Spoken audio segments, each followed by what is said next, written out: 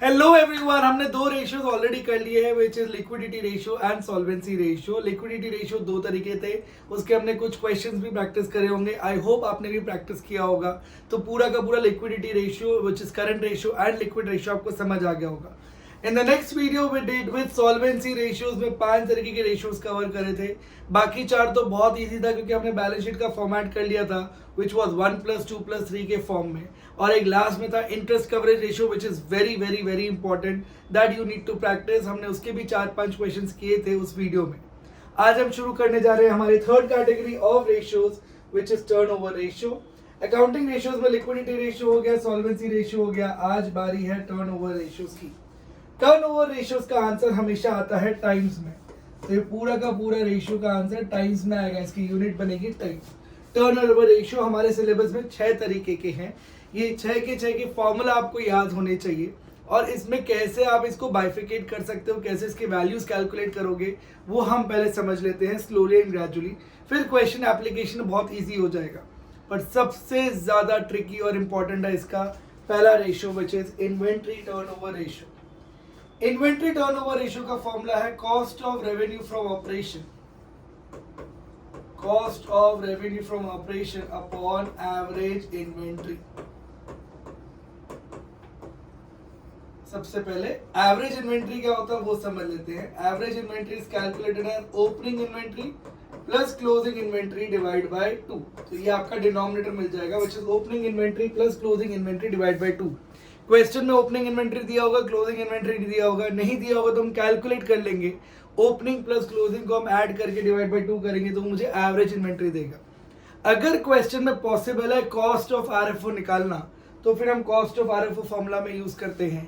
अगर नहीं है तो फिर हम रेवेन्यू फ्रॉम ऑपरेशन भी यूज कर सकते हैं। बट इन्वेंट्री टर्नओवर रेशियो में हमेशा कॉस्ट ऑफ आरएफओ कैलकुलेट हो ही जाएगा।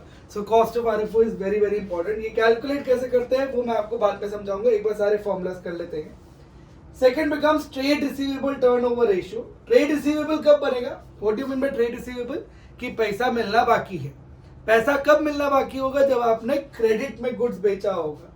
सो नेट क्रेडिट सेल्स या net credit RFO upon average trade receivable will give me trade receivable turnover ratio. सबसे पहली बात, ट्रेड रिसीवेबल क्या होता है? It is debtors plus bill receivable, इन दोनों का सम बनता है हमारा ट्रेड रिसीवेबल। और एवरेज निकालने का फॉर्मूला सेम ही है, opening trade receivable plus closing trade receivable divide by 2। सो अगर आपको डेटर्स और बिल रिसीवेबल अलग अलग दिया होगा उनको ऐड करोगे, ओपनिंग को ऐड करोगे तो ओपनिंग ट्रेड रिसीवेबल मिलेगा, क्लोजिंग को ऐड करोगे तो क्लोजिंग ट्रेड रिसीवेबल मिलेगा। फिर opening plus closing divide by 2 करोगे तो एवरेज ट्रेड रिसीवेबल मिल जाएगा। Next is your trade payable turnover ratio. Payable मतलब मुझे पैसा देना बाकी है। वो कब देना बाकी होगा? जब मैं गुड्स उधारी पे खरीदूंगा। तो the formula become net credit purchase upon average trade payable. जब ट्रेड रिसीवेबल होता है डेटर्स प्लस बिल रिसीवेबल, वैसे ही एवरेज ट्रेड पेएबल बन जाएगा मेरा क्रेडिटर्स प्लस बिल्स पेएबल। तो ट्रेड पेएबल निकालने का फॉर्मूला हो गया creditors plus bills payable. Same opening calculate करो, क्लोजिंग कैलकुलेट करो, डिवाइड बाय 2 करोगे ऐड करके तो आपको मिलेगा एवरेज ट्रेड पेएबल्स। इन तीनों फॉर्मूला में आपका inventory turnover ratio, trade receivable turnover ratio और ट्रेड पेएबल टर्नओवर रेशियो में डिनोमिनेटर में आता है एवरेज। और question this becomes average inventory, average trade receivable, average trade payables. Numerator आपको याद करना पड़ेगा। इन्वेंट्री में आएगा cost of RFO, trade receivable में आएगा नेट क्रेडिट सेल्स और ट्रेड पेएबल्स में आएगा net credit purchase. The next 3 sets of ratios, working capital turnover ratio, fixed assets turnover ratio या capital employed turnover ratio, इसका numerator में जाएगा RFO which is revenue from operation। तीनों में revenue from operation becomes your numerator। Denominator में question आएगा तो यहाँ पे working capital है तो it will be RFO upon working capital। अगर आरएफओ नहीं दिया हुआ, सिर्फ वर्किंग कैपिटल टर्नओवर रेशियो में होता है बेटा, अगर आरएफओ नहीं दिया हुआ then you can use cost of RFO as well. पर अगर आप आरएफओ कैलकुलेट कर सकते हो then the formula becomes RFO upon working capital. Fixed assets turnover ratio का फॉर्मूला होगा RFO upon fixed assets and capital employ turnover ratio, जिसको मैं नेट एसेट्स टर्नओवर रेशियो भी बोलता हूं, इसका फॉर्मूला होगा आरएफओ अपॉन कैपिटल एम्प्लॉयड। और पिछले रेशियो में हमने सीखा था कैपिटल एम्प्लॉयड क्या होता है, इट इज 1+2। वो मैं वापस रिवाइज कराऊंगा, but that you need to remember. Working capital होता है current assets minus current liability. Fixed assets आपको पता ही है, विच इज टैंजिबल एसेट्स या फिक्स्ड एसेट्स जो आपको day to day business operation में हेल्प करता है। And capital employed becomes equity plus non current liability which is 1+2। This becomes your formula for turnover ratios. I will explain you certain logic, so please pay attention. ये बहुत ज्यादा critical और important है अगर आप ये फॉर्मेटिंग समझ लेते हो तो।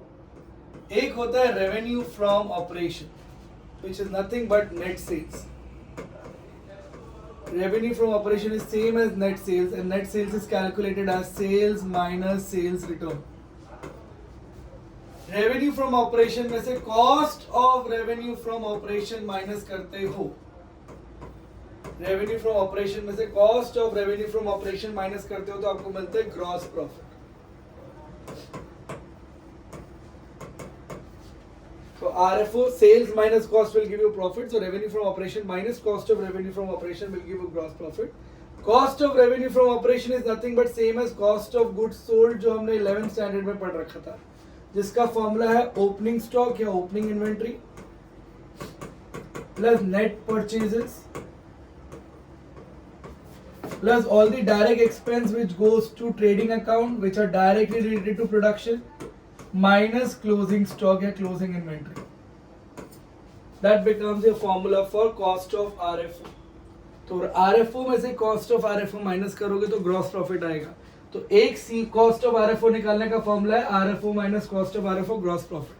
That becomes one formula. और अगर डिटेल में दिया हुआ है परचेजेस, डायरेक्ट एक्सपेंसेस, ये सब दिए हुए हैं, then you can use the lengthy formula which is detailed formula opening stock plus net purchases plus direct expenses minus closing stock. Direct expenses के कुछ examples, wages, carriage inward, freight inward, coal, gas, all these that are used directly for production becomes an example for direct expenses. ये concept है जो काम आएगा। दूसरा concept, अगर question में बोला हुआ है gross profit is 1/4 on cost, gross profit 1/4 of cost of RFO, it will be same as 1/5 of RFO. Now understand this logic clearly. पहले cost of RFO मतलब cost, RFO मतलब sales. So 1/4 of cost is same as 1/5 of sales. Numerator denominator में add हो रहा है। 1/3 of cost will be same as 1/4 of sales. 2/3 of cost is same as 2/5 of sales. Numerator gets added in denominator. इसको मैं proof भी करूंगा, but इसको logic समझ लो कैसे कैलकुलेट हो रहा है। 2/3 of cost is same as 2/5 on sales. Numerator gets added in denominator. 2/7 of cost is same as 2/9 of sales. 2/7 of sales will be same as 2/5 of cost. उल्टा जाओगे तो माइनस करना पड़ेगा। ये काम कहाँ आता है? क्वेश्चन में फॉर एग्जाम्पल नेट सेल्स या आरएफओ दिया हुआ है आपको क्वेश्चन में एज 1 लाख, एंड क्वेश्चन में बोला gross profit is 25% of cost.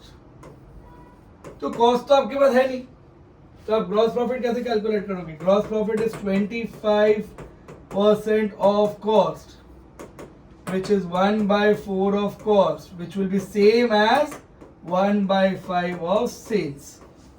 और सेल्स आपको दिया हुआ है 1 लाख, तो इसको सॉल्व करोगे तो ग्रॉस प्रॉफिट आएगा 20,000।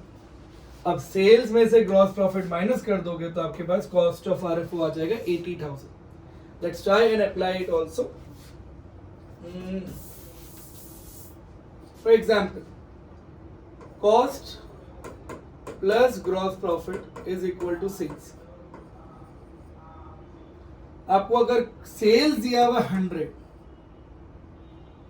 नहीं, अगर आपको कॉस्ट दिया हुआ 100, इस कॉस्ट का 25% प्रॉफिट था, तो 100 का 25% 25, तो सेलिंग प्राइस आ जाएगा 125। See, this is 1/4 of cost and it is same as 1/5 of sales. तो मैंने आपको प्रूफ करके बता दिया, बाकी आप याद कर लो। कॉस्ट से सेल्स में अगर निकालोगे तो आपको न्यूमरेटर डिनोमिनेटर में ऐड करना पड़ेगा. So gross profit is 1/4 on cost, it will be same as 1/5 of sales. 1/3 of cost will be same as 1/4 of sales. Numerator gets added in denominator. So अगर आपको कॉस्ट के terms में दिया होता है ग्रॉस प्रॉफिट का ratio और selling price है तो आप उसके हेल्प से शॉर्टकट में निकाल सकते हो. This is the logic that will be helpful to you. Another logic that will come जो हम ऑलरेडी रिवाइज कर रहे हैं. बैलेंस शीट दिया हुआ था आपको, non current assets, current assets, इधर आपका share holders fund which is same as equity, ये हमने सॉल्वेंसी रेशियो में कर रखा है. Non current liability and current liability, this we denoted as 1, 2 and 3. Non current assets plus current assets becomes total assets.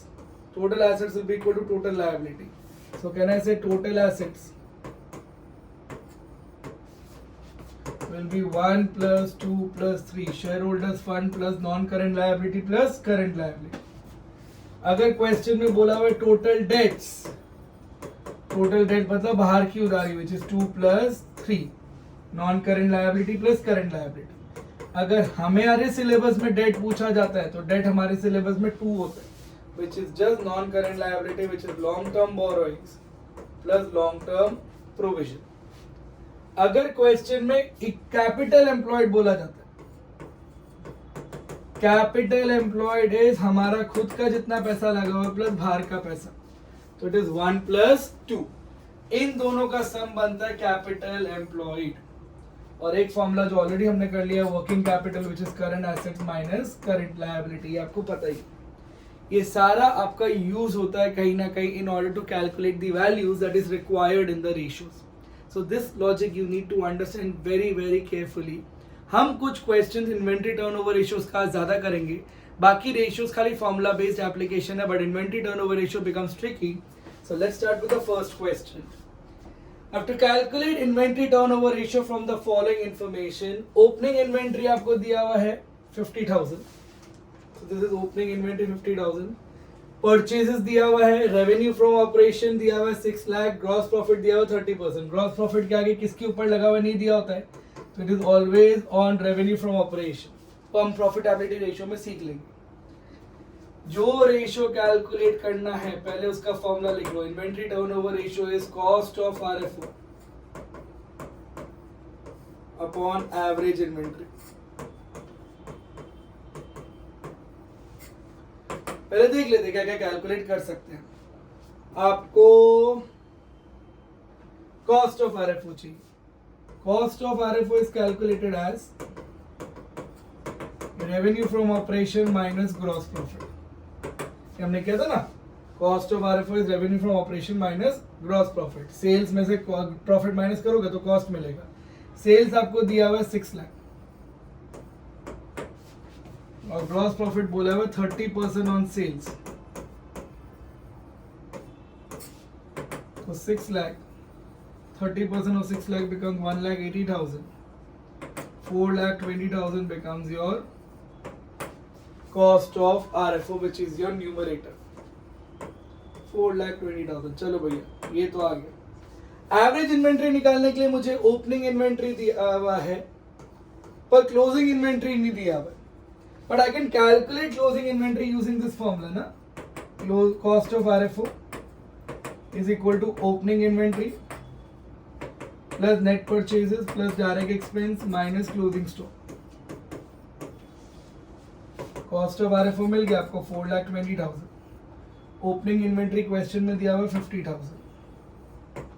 Net purchases दिया हुआ है 3,90,000. Direct expense नहीं दिया तो 0 मान लो. Will give me closing stock. तो इससे क्लोजिंग स्टॉक की वैल्यू आ जाएगी 390 plus 50,000 minus 4,20,000 will give me 20,000 as closing inventory. और एवरेज इन्वेंट्री का फॉर्मूला है opening inventory plus closing inventory divide by 2. So this become 35,000. 35,000 से इसको डिवाइड करोगे 4,20,000 minus 35 divided by 30,000. I'll get 12 times as the answer. Everyone clear? Alright, so आपको जो भी information दिया है उससे आपको जो फॉर्मूला में चाहिए वो वैल्यूज कैलकुलेट करना आना पड़ेगा। इन्वेंट्री टर्नओवर रेशियो में बहुत वैरायटीज आ सकते हैं, एक एक ध्यान से समझते हैं। पहले कॉस्ट ऑफ आरएफओ चाहिए था, सेल्स दिया है, प्रॉफिट दिया है, तो डायरेक्टली शॉर्ट फॉर्मूला से आ जाएगा which is sales minus profit will give me cost of RFO. फिर कॉस्ट ऑफ आरएफओ का डिटेल फॉर्मूला लगाया तो उससे क्लोजिंग स्टॉक निकाल दिया। Average inventory is opening stock plus closing stock divide by 2, उससे एवरेज इन्वेंट्री निकाला। न्यूमरेटर मिल गया था, डिनोमिनेटर मिल गया, उसको हमने अप्लाई किया and I got the answer. Let's do the next question. Let's read the question. You can pause, you can practice on your own, and then you can see the solution. I'll do it with you. Revenue from operation is 4 lakh, gross profit is 1 lakh, closing inventory दिया हुआ है, excess of closing inventory over opening inventory is 40,000. Closing inventory opening inventory से 40,000 ज़्यादा है, ऐसा लिखा हुआ है। तो can I call it closing minus opening inventory is 40,000? अब to calculate inventory turnover ratio पहले फॉर्मूला लिख लेते हैं। Inventory turnover ratio is cost of RFO upon average inventory. Cost of RFO तो इजीली निकल जाएगा, cost of RFO is equal to revenue from operation minus gross profit. Revenue from operation is given to you 4 lakh, gross profit इस बार directly दिया हुआ 1 lakh. If you solve this, 3 lakh becomes cost of RFO. Numerator तो आ गया। Denominator में चाहिए मुझे average inventory. Average inventory के लिए मेरे पास क्लोजिंग इन्वेंट्री तो है पर ओपनिंग इन्वेंट्री नहीं है। तो अगर क्वेश्चन में बोला हुआ है क्लोजिंग इन्वेंट्री ओपनिंग इन्वेंट्री से 40,000 ज्यादा है और क्लोजिंग इन्वेंट्री मुझे दिया हुआ 1,20,000, मैं से ओपनिंग इन्वेंट्री निकाल सकता हूँ। Opening inventory will be 80,000 and then average inventory का फॉर्मूला है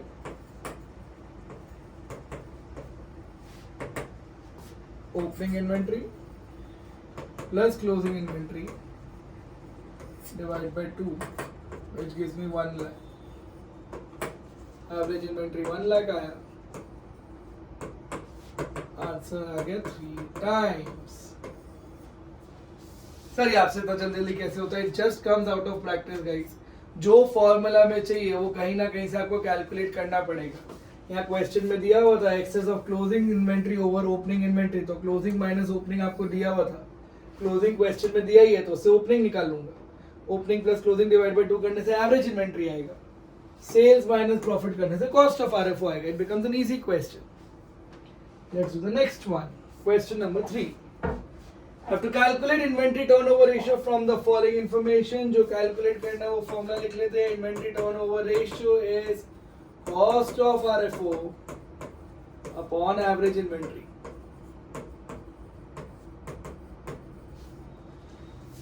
Inventory at the beginning of the year, opening inventory दिया हुआ 20,000, carriage inward दिया हुआ which is a direct expense. Inventory at the end of the year is given as 10,000. Sales दिया हुआ आपको 1 lakh, purchases दिया हुआ 50,000। तो अगर मैं कॉस्ट ऑफ आरएफओ निकालता हूं और मुझे प्रॉफिट नहीं दिया तो मैं डिटेल वर्जन से निकाल लेता हूं which is opening inventory plus net purchases plus direct expense minus closing inventory. Opening inventory question में दिया 20,000, net purchases is given as 50,000, carriage inward is your direct expense which is 5,000 और closing inventory आपको question में दिया 10,000। कई बार question में आपको unnecessary information भी दिया होता है बेटा। You have been given indirect expenses, तो उसको आप इंक्लूड मत करना। So जो डायरेक्टली प्रोडक्शन से रिलेटेड होता है और 11th में जो ट्रेडिंग अकाउंट में जाता था उसको हम बोलते थे direct expense. 20,000 plus 50,000 plus 5,000 minus 10,000 will give me 65,000 as cost of RFO. So cost of RFO तो आ गया 65,000। एवरेज इन्वेंट्री बहुत इजी होगा क्योंकि ओपनिंग क्लोजिंग दोनों दिया हुआ है। एवरेज इन्वेंट्री का फॉर्मूला है opening inventory 20,000 plus closing inventory 10,000 divide by 2. 30,000 divided by 2 becomes 15,000. You divide it by 15,000, you will get the answer. 65,000 divided by 15,000, 4.33 becomes your answer times. Everyone clear? Inventory at the beginning of the year 20,000 carriage inward दिया हुआ था, ये सारा detail information दिया था, तो हमने detail formula लगाया of cost of RFO. Cost of RFO का डिटेल फॉर्मूला लगाने से आपको CO cost of RFO directly मिल गई. और सेलिंग प्राइस फालतू का दिया हुआ था इस क्वेश्चन में, तो जरूरत ही नहीं था. एवरेज इन्वेंट्री के लिए ओपनिंग इन्वेंट्री और क्लोजिंग इन्वेंट्री दोनों दिया हुआ था. Opening inventory 20,000, closing inventory 10,000. You calculated average inventory. तो प्रैक्टिस करने से क्वेश्चंस इजी होने लग जाते हैं. The next one becomes I have to calculate the value of opening inventory. आपको कोई बीच का इंफॉर्मेशन कैलकुलेट करना है, कोई रेशियो कैलकुलेट नहीं करना है इस क्वेश्चन में. सो रेशियो का फॉर्मूला लगा के आप एक इंफॉर्मेशन कैलकुलेट कर सकते हो. Closing inventory is given to you at 68,000. Sales दिया हुआ है जिसमें कैश सेल्स है 120. परचेजेस दिया हुआ है 3,60,000 which includes credit purchases 239,200 and goods are sold at a profit of 25%. So there's no ratio given to you. इसमें रेशियो तो है नहीं, इसमें डायरेक्टली खाली वैल्यू से सब्स्टिट्यूट होगा. We know cost of RFO is RFO minus gross profit. Cost will be sales minus gross profit. Sales आपको दिया हुआ है, टोटल सेल्स दिए हुए 4,80,000 और ग्रॉस प्रॉफिट कैलकुलेट करना. Now gross profit is given as 25% on cost. हमने अभी प्रैक्टिस किया था. If gross profit is 25% which is 1/4 on cost, it is same as 1/5 of sales which is RFO. RFO का value question में दिया 4,80,000. 4,80,000 का 1/5 करोगे तो 96,000 ग्रॉस प्रॉफिट आएगा.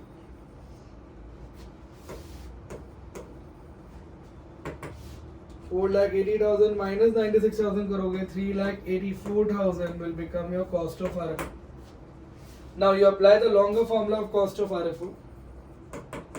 Cost of RFO will be equal to opening stock plus net purchases plus direct expense minus closing stock. ये आपको दिया हुआ 3 अभी हमने कैलकुलेट किया cost of RFO 3,84,000. Opening inventory तो कैलकुलेट करना ही है. नेट परचेजेस क्वेश्चन में दिया हुआ है टोटल 3,60,000. ये क्रेडिट परचेज सबका कोई काम नहीं है. डायरेक्ट एक्सपेंस क्वेश्चन में दिया नहीं है तो जीरो मान लेते हैं. क्लोजिंग स्टॉक क्वेश्चन में दिया हुआ 68,000. If you solve this opening inventory आ जाएगा. ये इधर माइनस होगा, ये इधर प्लस होगा. 384,000 minus 3,60,000 plus 68,000, you'll get 92,000 as opening inventory.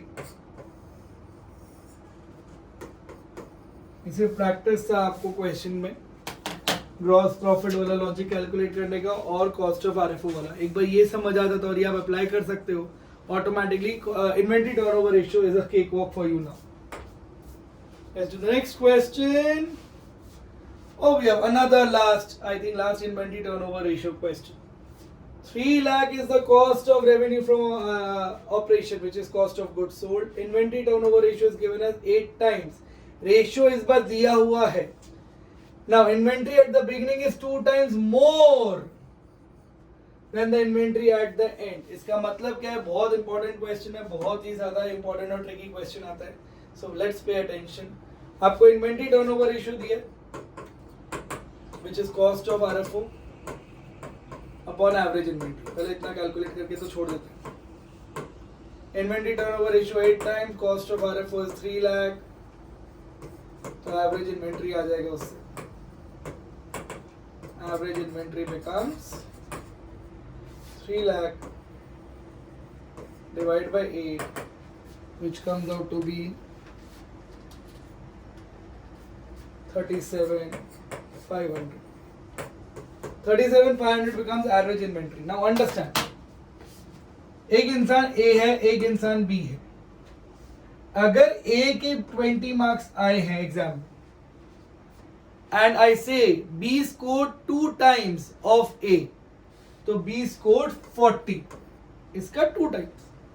But if I say A के 20 मार्क्स आए हैं and B scored 2 times more than A, तो उसके 40 नंबर ज्यादा आए हैं, तो उसके 60 नंबर आए हैं. So when I say 2 times, तो खाली उसका डबल होगा. When I say 2 times more, तो वो नंबर प्लस उसका डबल ऐड होगा. तो इस क्वेश्चन में भी यही है. Inventory at the beginning is 2 times more. तो अगर मैं क्लोजिंग इन्वेंट्री को x मानूं, तो मेरा opening inventory x plus 2x होगा. It is not 2 times of the closing inventory, it is 2 times more than the closing inventory. तो total 3x आएगा opening inventory. I hope you got this logic clear. तो अगर मैं बोलूं 2 times तो direct 2x करने का, और अगर मैं बोलूं 2 times more then it will be x plus 2x. तो opening inventory 3x आ जाएगा. Opening inventory plus closing inventory divided by 2 will give me average inventory which is 37,500. 4x divided by 2 is 37,500. 2x is equal to 37,500. x का value होगा 18750. 18750 is x. x हमने माना था closing inventory, तो closing inventory आया 18750 multiply by 3, 56,250 becomes your opening inventory. Opening inventory आ गया, closing inventory आ गया. आपको यही कैलकुलेट करना था क्वेश्चन में. Alright, the entire question talks about this more. ये बच्चे इग्नोर कर देते हैं, तो एग्जाम में क्वेश्चन ध्यान से पढ़ना. 2 टाइम्स बोला तो 2x लेना, otherwise what you have done x plus 2x कर देते, लेकिन नहीं, आपका x प्लस 2x होता, सब जाके आपका 4x वैल्यू आता. Alright, that becomes your opening and closing inventory. Oh, we shifted to trade receivable ratio. Trade receivable ratio, closing trade receivable is given as 1 lakh. I have to calculate trade receivable turnover ratio. Formula लिख ले. Trade receivable turnover ratio का formula है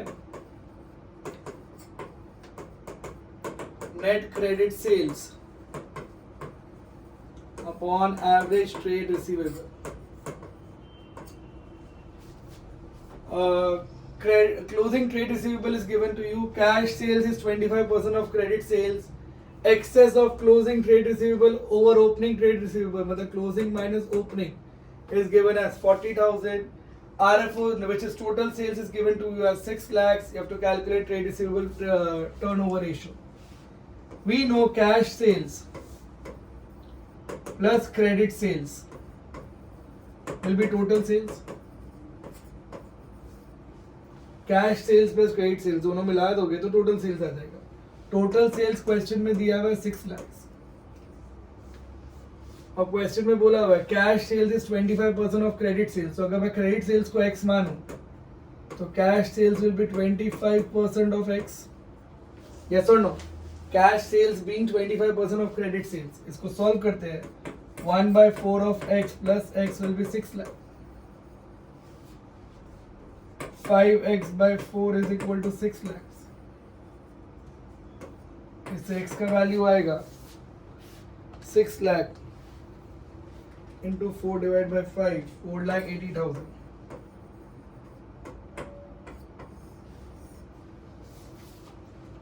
4,80,000 becomes your x. x हमने क्या माना था? Net credit sales. तो numerator मिल गया मुझे 4,80,000. Now let's calculate average trade receivable. Closing trade receivable minus opening trade receivable is given to you as 40,000. Question में लिखा हुआ है ना? Excess of closing minus opening is 40,000. Closing दिया हुआ 1 lakh minus opening is 40,000. तो इससे opening आ जाएगा मेरा 60,000. Average निकालना है तो opening plus closing divided by 2, which comes out to be 80,000.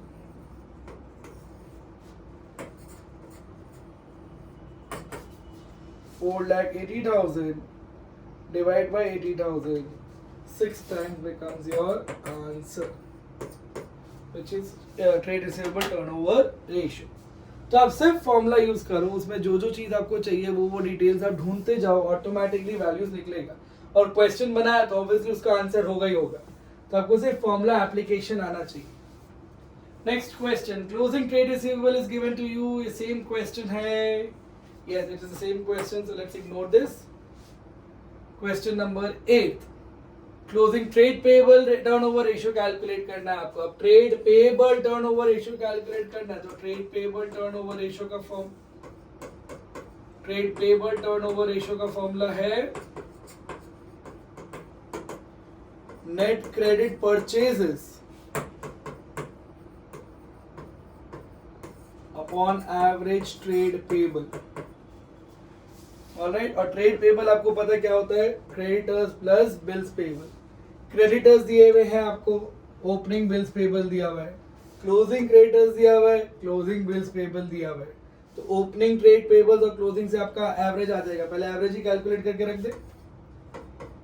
Average trade payable is opening plus closing divide by 2।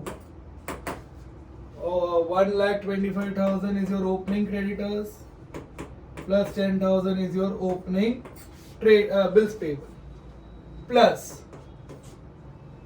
90,000 plus 5,000, 90,000 plus 5,000 divided by 2.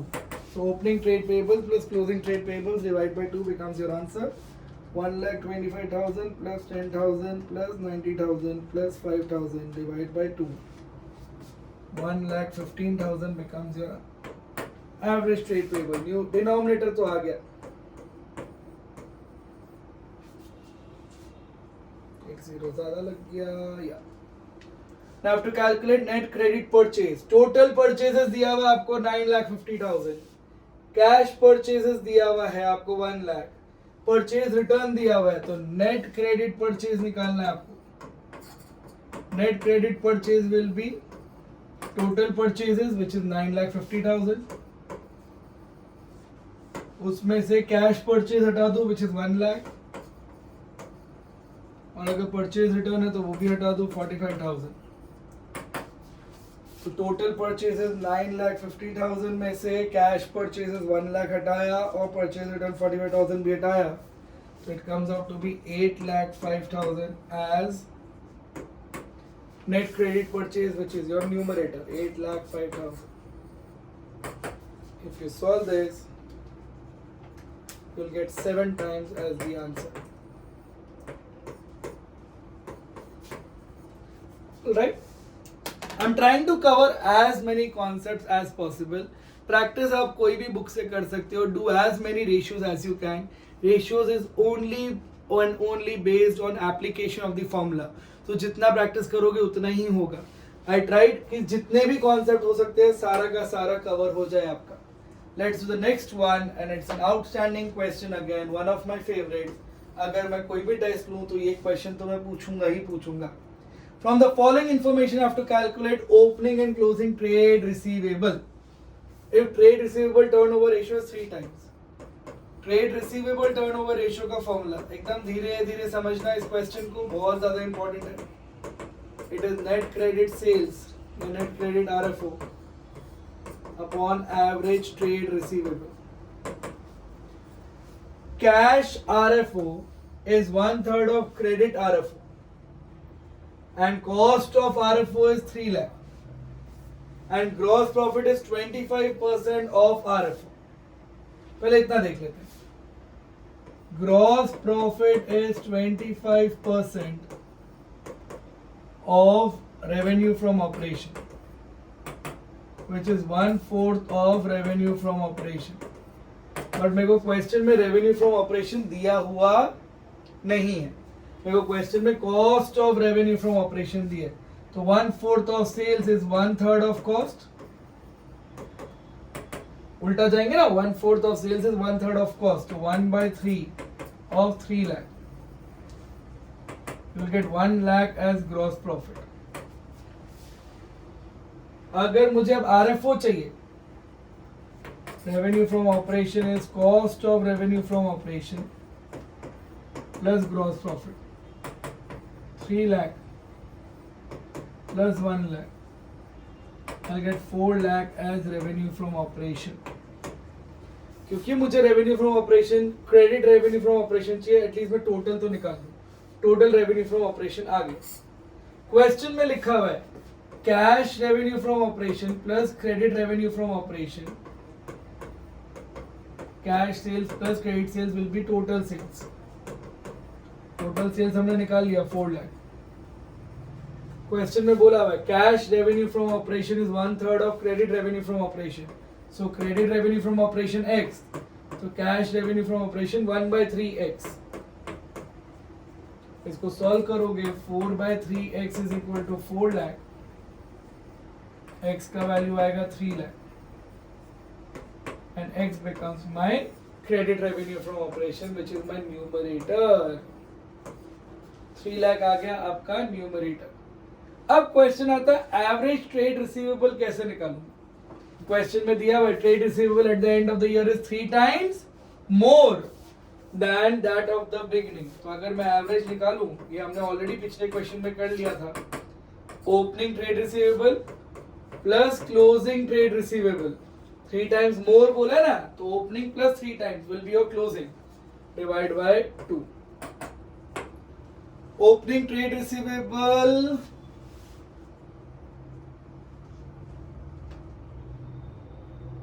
नहीं दिया है, वो तो कैलकुलेट ही करना है. ओके, इन्वेंटरी टर्नओवर रेशियो दिया हुआ 3 times या, सो इससे एवरेज ट्रेड रिसीवेबल आ जाएगा. If you calculate average trade receivable, इससे आ गया मेरा 1 lakh.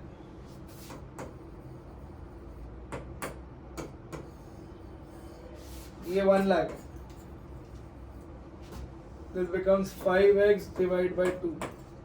If you solve this, x का value becomes 2 lakh divided by 5, which is 40,000. x हमने माना था ओपनिंग को, तो आपका ओपनिंग ट्रेड रिसीवेबल आया 40,000 और closing trade receivable is 40,000 plus 3 times of 40,000. This becomes 1,60,000. ये आपके आंसर्स. बहुत कुछ एक साथ होता है, सारे कॉन्सेप्ट रिवाइज होते हैं बेटा. इसमें मोर देन वाला कॉन्सेप्ट भी रिवाइज होता है. Gross profit 1/4 on sales is 1/3 on cost भी रिवाइज होता है. And then trade receivable formula भी रिवाइज होता है. It's a short 4 marks single question, so that you need to understand. पहले जो भी इंफॉर्मेशन दिया हुआ था, क्या हमने ग्रॉस प्रॉफिट से 1/4 ऑन सेल से 1/3 ऑन कॉस्ट से हमने आरएफओ निकाली. Gross profit plus COGS will give me RFO. Cash plus credit will be total RFO. इससे हमने क्रेडिट आरएफओ निकाल लिया, तो हमने न्यूमरेटर में डाला and then you got average trade receivable. Average trade receivable की फॉर्मूला की हेल्प से हमने ओपनिंग और क्लोजिंग ट्रेड रिसीवेबल निकाल लिया. Alright, let's do the next question, which is question number 10. Capital employed, working capital, cost of RFO, gross profit. I have to calculate fixed assets turnover ratio. Fixed assets turnover ratio का formula है RFO upon fixed assets. याद आया last के 3 sets of ratios का formula में ऊपर RFO आता है, नीचे क्वेश्चन आता है. कॉस्ट ऑफ RFO दिया हुआ है और ग्रॉस प्रॉफिट दिया हुआ है. अब तक तो आपको पता चल गया होगा cost plus profit will give me sales. So मैं डायरेक्टली लिख रहा हूँ 10 lakh is given to you as RFO which is cost plus profit. Fixed assets निकालना है, तो इसके लिए आपको पूरा बैलेंस शीट का फॉर्मेट याद करना पड़ेगा. एकदम ध्यान से सुनो. Share holders fund plus non current liability plus current liability is equal to non current assets plus current assets. Yes और no? Shareholders 1 plus 2 plus 3 is equal to total assets, which is non-current assets plus current assets. Shareholders fund plus non-current liabilities 1 plus 2, which is my capital employed. ये दिया हुआ आपको directly 2,50,000. ये आपको पूरा का पूरा सॉल्वेंसी रेशियो का लॉजिक काम आता है. Now you have been given current liability, which is equal to non-current assets, which is nothing but fixed assets plus current assets. अब वर्किंग कैपिटल दिया, वर्किंग कैपिटल का मैं क्या करूं? If I write this as 2,50,000 as non-current assets plus current assets minus current liability, ये बन गया मेरा वर्किंग कैपिटल. तो 2,50,000 नॉन करेंट एसेट्स को मैं फिक्स एसेट्स लिख सकता हूं प्लस 50,000, तो फिक्स एसेट्स आ जाएंगे उससे 2 लाख. पूरा बैलेंस शीट को हमने स्टेटमेंट फॉर्म में लिखा, we just substitute the value, you got the answer. 5 times becomes your answer. Alright, these are easy ratios क्योंकि वो ऑलरेडी आपको कॉन्सेप्ट आता है by practicing in solvency ratio 1 plus 2 plus 3 वाला logic, and this becomes very very easy. Let's do the next question. Fixed assets 10 lakh, working capital 5 lakh, cost of revenue from operation 50 lakh, and gross profit is 20% on cost. मेरे पास भी cost ही दिया हुआ है, तो मुझे कोई भी drama करने की जरूरत नहीं है, डायरेक्टली 50 लाख का 20% में कैलकुलेट कर लूंगा. I have to calculate net assets turnover ratio, which is also known as capital employed turnover ratio. बात एक ही है, इसका फॉर्मूला है RFO upon capital employed, and capital employed is 1 plus 2. Let's calculate RFO first. RFO is equal to cost of RFO plus gross profit. Cost दिया हुआ आपको 50 lakh, cost of revenue from operation is given as 50 lakh, and gross profit is 20% of this cost only. If you solve this, 50 lakh plus 20% will become 10 lakh, become 60 lakh. ये आ गया आपका revenue from operation. Numerator तो आ गया 60 lakh. Capital employed निकालना है मुझे. अब capital employed के लिए मेरे पास डायरेक्टली 1 plus 2 नहीं दिया हुआ है, फिक्स्ड एसेट्स दिए हुए, वर्किंग कैपिटल दिया हुआ है. So again let's write the balance sheet in statement form. Share holders fund plus non current liability plus current liability is equal to non current assets plus current assets. ये होता है आपका capital employed 1 plus 2. So can I write this as capital employed, which is equal to non-current assets plus current assets minus current liability. Non-current assets is the fixed assets which is given to you as 10 lakh,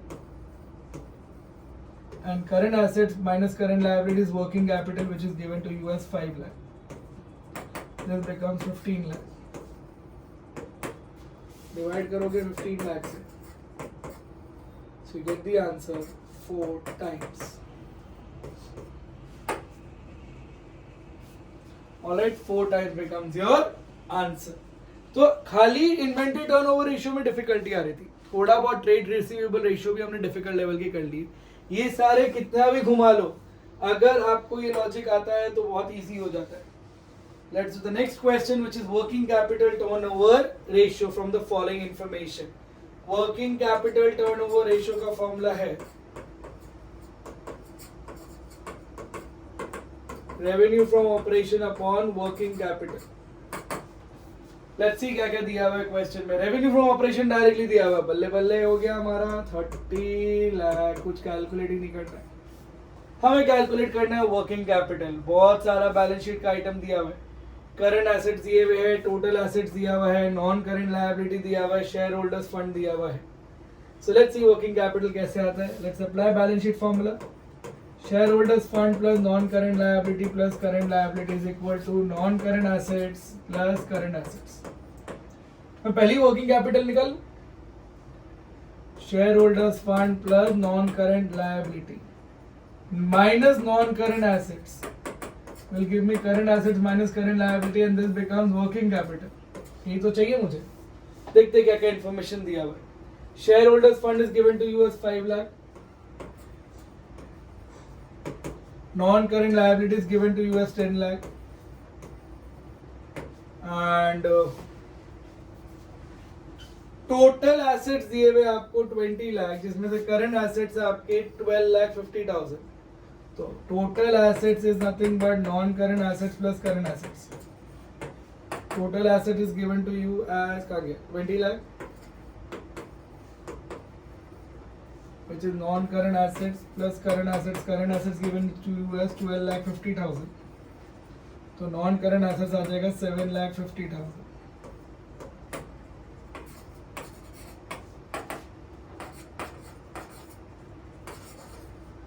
इसको वहाँ substitute कर दोगे तो आपको मिल जाएगा working capital. इससे working capital आ गया आपका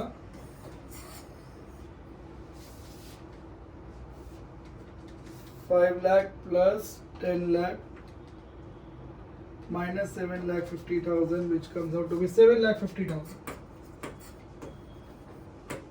This you substitute here. 30 lakh divided by 7,50,000 will give me 4 times as the answer. तो हमने सारे ratios practice कर लिए. If you see, RFO calculate करना आपको आना चाहिए, which is cost of RFO upon plus gross profit will give me RFO. वो पेज में वापस ले आऊँगा. These were certain number of questions that we had to practice. I'll give you the question जो बहुत ज़्यादा important था. Yes. Alright, ये लॉजिक आपको पता होना चाहिए. Cost of RFO plus gross profit will give me RFO, या RFO minus cost of RFO will be gross profit. Cost of RFO का डिटेल वर्जन दिया है तो डिटेल वर्जन से हम सॉल्व कर लेंगे. And gross profit is 1/4 on cost बोला था, 1/5 ऑन सेल्स. न्यूमरेटर डिनोमिनेटर में ऐड होता है. खाली इतने कॉन्सेप्ट से आप इन्वेंटरी टर्नओवर रेशियो को बहुत अच्छा सक्सेसफुली सॉल्व कर पाओगे. The remaining ratios becomes very very easy once you apply the formula. Turnover ratio इस पूरे सेट ऑफ रेशियोज में सबसे ज़्यादा ट्रिकी माना जाता है, बट अगर आपको एप्लीकेशन इजीली आता है तो it becomes very very easy to solve. Alright, keep practicing and will meet in the next video with profitability ratios. Thank you.